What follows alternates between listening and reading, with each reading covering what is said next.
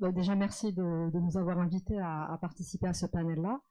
Alors, pour répondre à votre question et dresser plutôt une image de cette évolution de l'écosystème-là,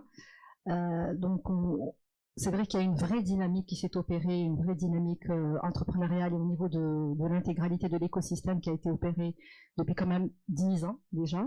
Peut-être un peu moins avec l'avènement du programme Innovinvest, qui a été lancé, dont la réflexion a été lancée en 2017 et pour lesquels l'opération mobilité a débuté vers 2019, début 2020. Donc ce programme-là, c'est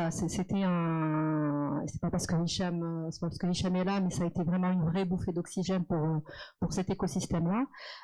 Il est arrivé au bon moment parce que, comme vous le savez bien, l'amorçage risque a toujours été le maillon faible de la chaîne de financement du private equity en général. Et il y avait quelques fonds d'investissement déjà qui opéraient. Peut-être le premier fonds que je dirige, qui est Maroc Numeric Fund, qui opère déjà depuis 2010. Il y avait quelques autres fonds, mais qui étaient arrivés à la fin de leur période d'investissement. Donc ce programme-là, si vous voulez, a permis de donner une petite accélération, une vraie bouffée d'oxygène en sélectionnant 3 nouveaux fonds d'investissement qui opèrent sur ce segment-là d'amorçage risque. Il a permis également la structuration de 16 structures d'accompagnement qui englobe tout ce qui est accélérateur et incubateur. Et voilà. Et puis il y avait de l'argent frais. Cet argent frais-là que tous les entrepreneurs réclamaient. Et au-delà de ça, il y avait une structuration qui permet d'encadrer ces entrepreneurs-là pour leur permettre d'adresser le marché de façon plus efficace. Donc aujourd'hui, comme je disais tout à l'heure, 3 fonds, 16 structures.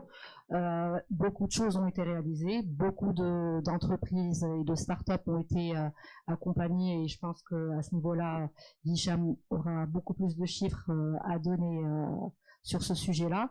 Mais c'est quelque chose qui est lancé, donc on est arrivé à un momentum où il y a beaucoup de choses qui ont été réalisées.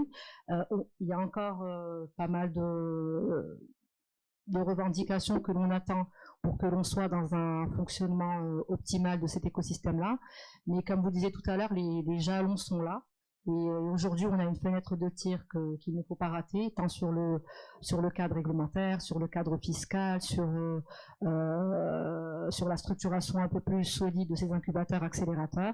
Et donc, je pense qu'on a tous les ingrédients pour nous y préparer. Toutes les briques de cet écosystème-là aujourd'hui sont présentes. Peut-être que là, il faudra peut-être fonctionner en système circulaire beaucoup plus prononcé pour permettre à toutes ces briques-là de composer ensemble et de travailler de façon intelligente pour faire que cet écosystème arrive à sa vitesse de croisière.